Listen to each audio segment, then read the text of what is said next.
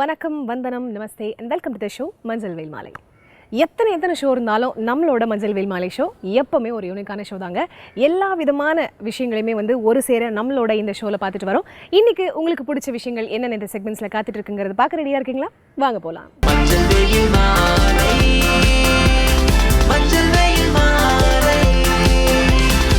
நம்ம ஷோவோட first segment யோகாசனம்.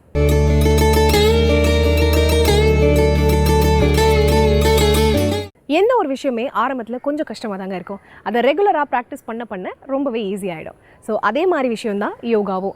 ஆரம்பத்தில் கஷ்டம்னு நினச்சி நிறைய பேர் அதை ஸ்கிப் பண்ணிடுவாங்க. பட் அதை தான் பண்ணக்கூடாது. ரெகுலராக அதை ப்ராக்டிஸ் பண்ண அது மூலமாக என்னென்ன பெனிஃபிட்ஸ்லாம் கிடைக்கும் அப்படிங்கிறத நீங்கள் ரியலைஸ் பண்ண ஆரம்பிப்பீங்க. ஸோ இன்றைக்கி நம்ம பார்க்க போகிற ஆசனம் என்ன பெனிஃபிட்ஸ் சொல்கிறாங்க அப்படிங்கிறத பாருங்கள். அனைவருக்கும் வணக்கம். இன்றைய யோகா பகுதியில் நம்ம பார்க்கக்கூடியது ஹிப் ஓப்பனிங்காக நம்ம ஸ்ட்ரெச்சஸ்லாம் நம்ம பார்க்க போகிறோம். அதாவது இந்த பின் பகுதியில் ஹிப்பில் பின் பகுதியிலையும் இங்கே ஃப்ரண்ட்லேயுமே நல்லா ஸ்ட்ரெச்சஸ் கிடைக்கணும், நல்லா தளர்வாக இருக்கணுங்கிறதுக்காக நம்ம சில ஸ்ட்ரெச்சஸ்லாம் நம்ம பண்ண போகிறோம். அது எப்படி பண்ணுறது நம்ம பார்க்கலாம். இது பண்ணுறதுக்கு ஒரு சில பேர் கொஞ்சம் கஷ்டமாக இருக்க மாதிரி இருக்கலாம். பட் ஆனால் அவங்கவுங்களுக்கு எப்படி வருதோ, கம்ஃபர்ட் லெவல் வருதோ அந்த அளவுக்கு பண்ணுங்கள். முழுமையாக எப்படி பண்ணணுங்கிறத நான் செஞ்சு காமிச்சிடறேன். இப்போ இதிலே நான் சம்மணம் போட்டிருக்கேன். சம்மணத்துலேயே நம்ம என்ன பண்ணுறோன்னா, ஒரு காலை மட்டும் இப்படி வலது காலை இந்த சைடில் இப்படி எக்ஸ்டெண்ட் பண்ணுறோம். இந்த இடது காலை நல்லா இப்படி உள்ளே தள்ளி வைக்கணும். வச்சுட்டு இப்போ அப்படியே நம்ம முன்னோக்கி குனிய போகிறோம். ஒரு கை இந்த இடது காலில் மேலே வச்சுக்கலாம். இன்னொரு கை வலது கையை நம்மளோட அந்த வலது காலோட அந்த பெருவரில் பிடிச்சிக்கோள் அப்படி பிடிக்கலாம். அப்படி இல்லைன்னா இங்கே பிடிச்சிக்கிட்டோ கணுக்காலையும் இப்படி பிடிச்சிட்டு நம்ம முன்னோக்கி நம்ம குனிய போகிறோம். முன்னோக்கி குனியும் போது என்ன ஆகணும்னா, நம்மளோட இந்த தோள் பட்டை கீழே வர மாதிரி பாருங்கள். வரலன்னாலும் பரவாயில்ல. இப்போ நம்ம அப்படி பண்ணலாம். இப்போ முன்னோக்கி குனியும் போது எல்லா ஃபார்வர்ட் பெண்ட் ஆசனாஸ்க்குமே பார்த்தோன்னா நம்ம நல்லா நேராக ஆக்கிட்டு அதுக்கப்புறம் முன்னாடி குனியணும். அப்போ தான் நல்லா கொஞ்சம் ஃப்ளாட்டாக வர மாதிரி இருக்கும். இப்போ நம்ம ஸ்லவுச் பண்ணிகிட்டே இப்படி குனிஞ்சோம்னா கீழே கரெக்டாக வராது. இப்போ முதுகை நல்லா நேராக ஆக்கிட்டு ஒரு ஆழ்ந்த மூச்சு உள்ளே இழுத்து வெளியே விடலாம். இப்போ அப்படியே முன்னோக்கி குனிஞ்சோம்.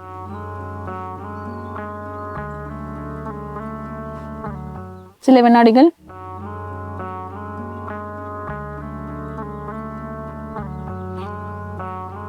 தளர்த்திக்கலாம். இந்த தாடை கீழே கொண்டு போய் வைக்கணும். அதுக்கப்புறம் நம்மளோட மார்பு பகுதியாக இருந்தாலும் சரி, நம்மளோட தோள்பட்டை பகுதியாக இருந்தாலும் சரி, நம்ம கீழே பட்டுவோம். இப்போ அதே மாதிரி நம்ம இடது காலில் பண்ணிடலாம். இப்படி உட்காந்துட்டு இடது காலை எடுத்துகிட்டு நல்லா நீட்டிடலாம் சைடில். இந்த வலது காலை நல்லா உள்ள நோக்கி வச்சிடலாம். இப்போது வலது கையை இந்த முட்டி மேலே வச்சிடலாம். இடது கையை இதோட பெருவரில் பிடிக்கலாம். பெருவரில் பிடிக்க வராதவங்களுக்கு இங்கேயும் பிடிச்சிக்கலாம். அப்படி இல்லைன்னா இங்கேயும் பிடிக்கலாம். எங்கே வருதோ கை அதுக்கேற்ற மாதிரி பண்ணிடலாம். நல்லா முதுத்தண்டல் நல்லா நேராக ஆக்கிட்டு முன்னோக்கி குடி.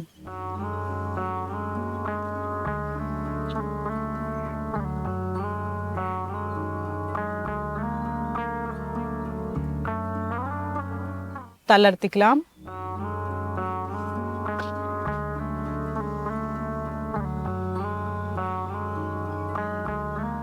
இந்த மாதிரி காலை நீட்டிட்டு முன்னோக்கி குனியும் போது பார்த்தீங்கன்னா, இந்த இடது காலில் இந்த இடத்துல நமக்கு வலி இருக்க தான் செய்யும். அந்த ஆம்ஸ்ட்ரிங் ஸ்ட்ரெச் நல்லாவே இதாகும். ஆனால் அதே நேரத்தில் நமக்கு ஹிப்பை நல்லாவே ஓப்பன் பண்ணி கொடுத்துரும். அதனால அங்கங்கே நீங்கள் செய்யும் போதே உங்களுக்கே தெரிஞ்சிடும். வலிக்க தான் செய்யும். பட் ஸ்டில் அது கொஞ்சம் நீங்கள் பேர் பண்ணிட்டு செஞ்சோம்னா அந்த பயிற்சிக்கு முழுமையான பலன்கள் கிடைச்சிரும். இப்போ பயிற்சி 2 பார்த்துடலாம். அதே மாதிரி தான் இப்போ நம்ம என்ன பண்ணோம்னா, பயிற்சி 1 மாதிரியே கால் இது மாதிரி வச்சுக்கணும். வச்சுட்டு வலது காலை வலது பக்கம் நீட்ட போகிறோம். இந்த காலை இடது காலை இப்படி மடித்து வைக்கிறதுக்கு பதில் இப்படி வைக்க போகிறோம். வச்சுட்டு வலது கையை கொண்டு இடது கால் கிட்ட இப்படி பிடிச்சிட்டு இடது கையை கொண்டு இதோட வலது காலோட பெருவரில் பிடிக்கிற மாதிரி இருக்கும். அப்படியே சைடில் ட்விஸ்ட் பண்ணுற மாதிரி இருக்கும். இப்போ அப்படியே கொண்டு இப்படி பிடிக்க போகிறோம். பிடிச்சி நல்லா ட்விஸ்ட் பண்ணி இப்படி மேலே பார்க்கணும். சில வினாடிகள். 1 2 3 4 5 6 7 8 9 10. தளர்த்திக்கலாம்.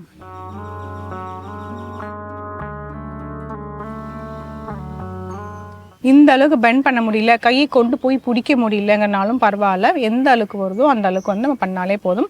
ஆனால் ஆக்சுவல் போஸ், ஆக்சுவல் ஸ்ட்ரெச் நம்ம எப்படின்னு நம்ம தெரிஞ்சு வச்சுக்கலாம். இப்போ அதே மாதிரி இப்போ இடது கால் இடது காலை நீட்டிடலாம். இப்போது இந்த வலது காலை இப்படி நிற்க மாதிரி வச்சுக்கலாம். இடது கையை கொண்டு வந்து வலது காலோட பிடிச்சிட்டு கொண்டு வந்து அப்படி வைக்கணும். 1 2 3 4 5 6 7 8 9 10 தளர்த்திக்கலாம்.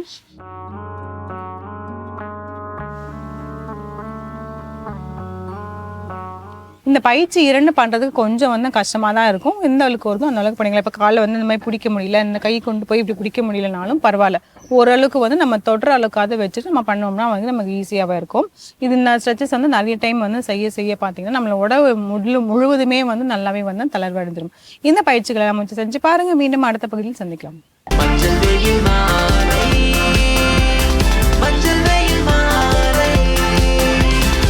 நம்ம ஷோட நெக்ஸ்ட் செக்மெண்ட் இங்கிலீஷ்ல பேசலாம்.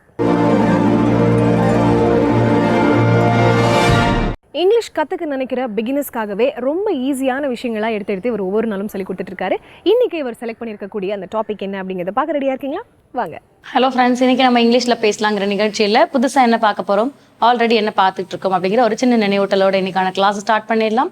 நம்ம எதை பற்றி பார்த்துட்டு இருக்கோம், காலங்கள் அப்படிங்கிற விஷயத்தை பற்றி பார்க்குறோம் இல்லையா? ஸோ காலங்கள் அப்படின்னு இருக்கும் போது அந்த காலம் நிகழ்காலத்தில் இருக்கா, எதிர்காலத்தில் இருக்கா, இல்லை இறந்த காலத்தில் இருக்கா அப்படிங்கிற அடிப்படையில் நம்ம காலங்களை பற்றி பார்ப்போம்.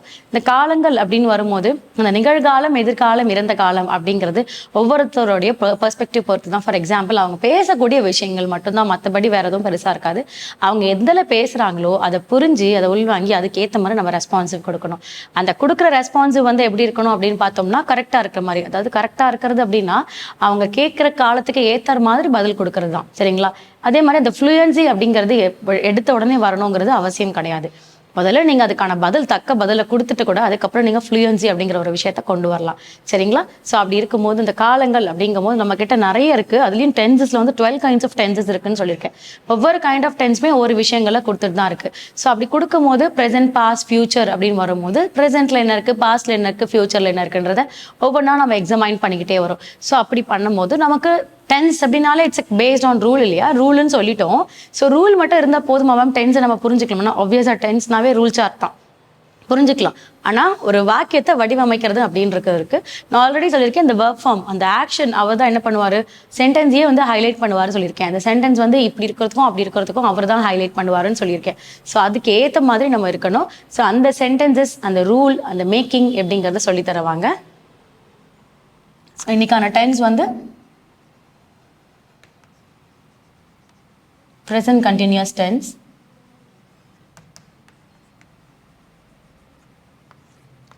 இதில் பாசிட்டிவ் சென்டென்சஸ் பார்க்க போகிறது.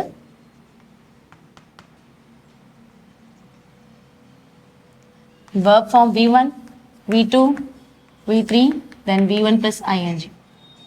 V1 which is indicate present, V2 which is indicate past, V3 which is indicate past participle. So ஒவ்வொரு verb ஃபார்மே ஒவ்வொரு மெத்தட்ஸை கொடுக்குது.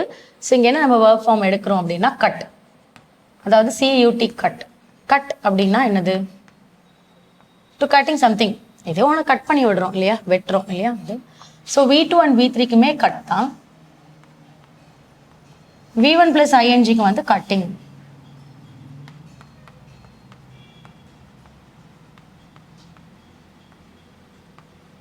வெட்டுதல் அப்படிங்கிறது கட்டிங். ஸோ வெட்டு, அதாவது கட் கட் கட் அப்படிங்கிறது 3 ஃபார்முக்குமே அதே தான். சிலர் கட்டட்லாம் எழுதுவாங்க, கட்டட்லாம் கிடையாது, கட் கட் கட் தான் 3 ஃபார்ம்ஸ்க்குமே. V1 plus INGக்கு கட்டிங் அப்படிங்கிறது. தென் subjects I, we, you, he, she, they, it. இவங்க எல்லாமே ப்ரொனவுன்ஸில் இருக்காங்க சப்ஜெக்ட்ன்ற இடத்துல. தென் ரூல், யாருடைய ரூல் பார்க்கணும்? ப்ரெசன்ட் கண்டினியூஸோட ரூல் இல்லையா? ஸோ அதில் subject plus is, am, are plus V1 plus ing. Then ending of a sentence, object, anything can be given. ஓகேங்களா? ஸோ இதுதான் ஒரு ரூலோட ஃபார்மேஷன். தென் யாருக்கு யார் ஃபிக்ஸ் ஆனவங்க அப்படிங்கிறது வந்து எழுதிடலாம். ஆம், ஐ எடுத்துக்கிட்டோம்னா ஆம், வாஸ், அதாவது ப்ரெசன்ட் அண்ட் பாஸ்ட் அப்படி எழுதுவோம். தென் he எடுத்துட்டோம்னா is was, she எடுக்கும் போதும் is was அப்படிங்கிறது. தென் யூக்கு வந்து ஆர்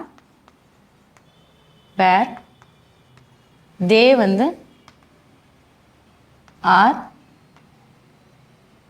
வேர்,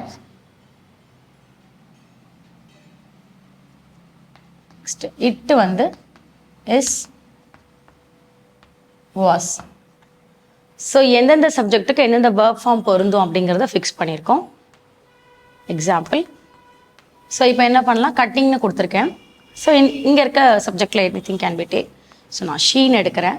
ஷீன்னும் போது நம்ம எழுதுகிற சென்டென்ஸ் எழுதுகிற டென்ஸ் என்ன, ப்ரெசென்ட் எழுதுகிறோம். ப்ரெசென்ட்னும் போது ஷீ இஸ் அப்படிங்கிறது. verb 1 plus ing வந்து cutting. So she is cutting அப்படின்னா அவள் வெட்டிட்டு இருக்கா. எது வெட்டிட்டு இருக்கா, she is cutting the onion. So she is cutting the ஆனியன்னா அவள் வெங்காயம் வந்து நறுக்கிட்டு இருக்கா இல்லையா. ஸோ அவள்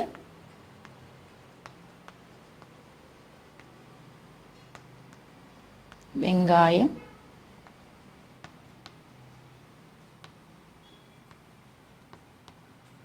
நறுக்கி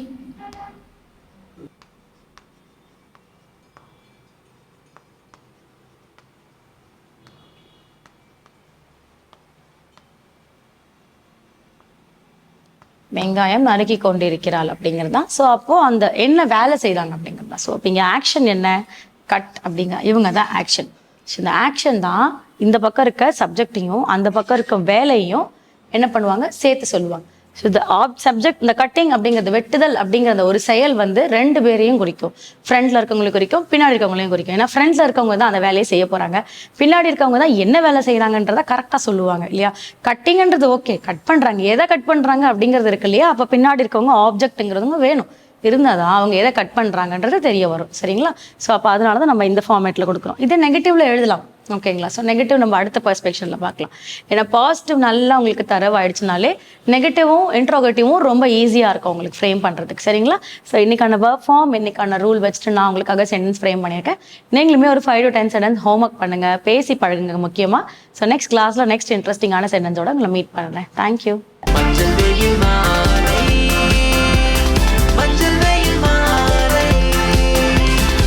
நம்ம ஷோட நெக்ஸ்ட் செக்மெண்ட் தெரிந்து கொள்வோம்.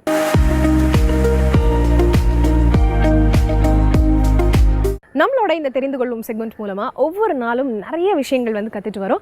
இன்னைக்கு இவர் என்ன சொல்ல போறாருங்கிறத பார்க்க ரெடியா இருக்கீங்களா?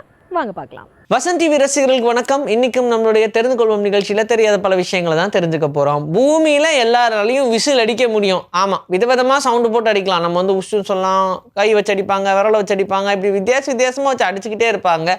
ஆனா என்னன்னா, நீங்க பூமியில விசில் அடிக்கிற மாதிரி மூன்ல அடிக்க முடியாது. கேஷுவலா அங்க போன ஒரு ஆஸ்ட்ரோனட் அதை ட்ரை பண்ணி பார்ப்போம் அப்படின்னு சொல்லி ட்ரை பண்ணியிருக்காங்க. ஆனால் அவங்களால அங்க விசில் அடிக்க முடியலன்றது செம ஷாக்கிங்கா இருந்துச்சு. ஈவன் இதுக்கு நிறைய ரீசன் சொல்றாங்க. பூமியில அடிக்க முடியுது, ஆனா மூன்ல அடிக்க முடியலையே அப்படின்றத ஒரு பெரிய அதிசயமா தான் பாக்குறாங்க. மெர்க்குரியில இருக்கிறோம்னு வச்சுக்கோங்க. அந்த மெர்க்குரியில ஒரு வருஷம் நம்ம இருக்கிறோம் அப்படின்னா அந்த ஒரு வருஷம் கணக்குன்றது நம்மளோட பூமியில ஒரு நாள் கூட கிடையாது அப்படின்னு சொல்றாங்க. அந்த அளவுக்கு நமக்கும் அதுக்கும் பெரிய டைம் டிஃபரன்ஸ் இருக்கு. இப்போ நம்மளே இந்த சன்ல இருந்து நம்மளுடைய எர்த்துக்கான ஒரு கால்குலேஷன் வைக்கும் போது நமக்கு இந்த 24 hours இந்த மாதிரியான டைமிங்லாம் நம்ம செட் பண்ணியிருக்கோம். பட் இதே மாதிரியான கால்குலேஷன் மெர்க்குரியில வச்சோம் அப்படின்னா அதோடைய மில்லியன் இயர்ஸ் நம்மளுடைய ஒரு நாளே பொருந்தாது. அந்த அளவுக்கு அதோடைய சுழற்சி ரொம்ப வேகமா இருக்கும் அப்படின்ற மாதிரி சொல்றாங்க. ப்ளூட்டோ அப்படின்ற ஒரு பிளானட் இருக்கு. இது சும்மா பேருக்கு இருக்கு. அப்பப்போ நம்மளுடைய சோலார் சிஸ்டம்ல வரும் போயிடும் இப்படிலாம் இருந்தாலும் 1930 ப்ளூட்டோ அப்படின்ற ஒரு பிளானட் இருக்குன்றத கண்டுபிடிச்சாங்க.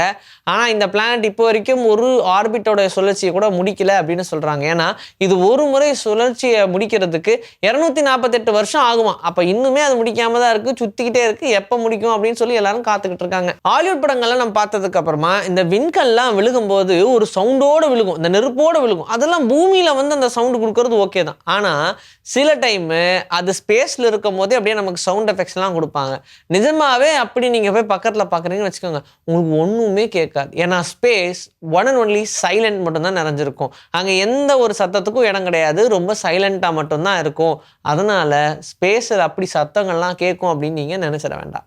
சேட்டனை தூக்கி தண்ணிக்குள்ளே போட்டோம்னு வச்சுக்கோங்க, அதான் அந்த சேட்டன் பிளானட்டை தூக்கி தண்ணிக்குள்ளே போட்டோம் அப்படின்னா அது மிதங்க மட்டும்தான் செய்யும். ஏன்னா அந்த சேட்டன் பிளானட் முழுக்க முழுக்க கேஸால் மட்டுமே நிரப்பப்பட்டது. ஹீலியம் கேஸ், ஹைட்ரோஜன் கேஸ், இந்த மாதிரியான கேஸஸ் மட்டுமே தான் முழுக்க முழுக்க அதில் நிறைஞ்சிருக்கும். அதனால் அதை தூக்கி நீங்கள் தண்ணியில் போட்டிங்க அப்படின்னா அது மிதக்குமே தவிர்த்து முழுகாது. இன்னைக்கு நம்மளுடைய தெரிந்து கொள்வோம் நிகழ்ச்சியில் தெரியாத பல விஷயங்கள் தெரிஞ்சுக்கிட்டோம். இதே மாதிரி சூப்பரான கண்டென்ட்டோட உங்களை நான் வந்து சந்திக்கிறேன். This is bye from Vijayashree. Take care. Finally நம்ம ஷோட எண்டுக்கு வந்தாச்சு. இன்னைக்கு நம்மளோட ஷோவில் பார்த்த எல்லா செக்மெண்ட்ஸுமே உங்களுக்கு ரொம்ப பிடிச்சிருக்கும், இன்ஃபர்மேட்டிவாக இருந்திருக்கும் அப்படின்னு நம்புறேன். இதே மாதிரி ஒரு சூப்பரான எபிசோட மீண்டும் சந்திப்போம். Until then, it's bye from Farita and Manjal Velmali team.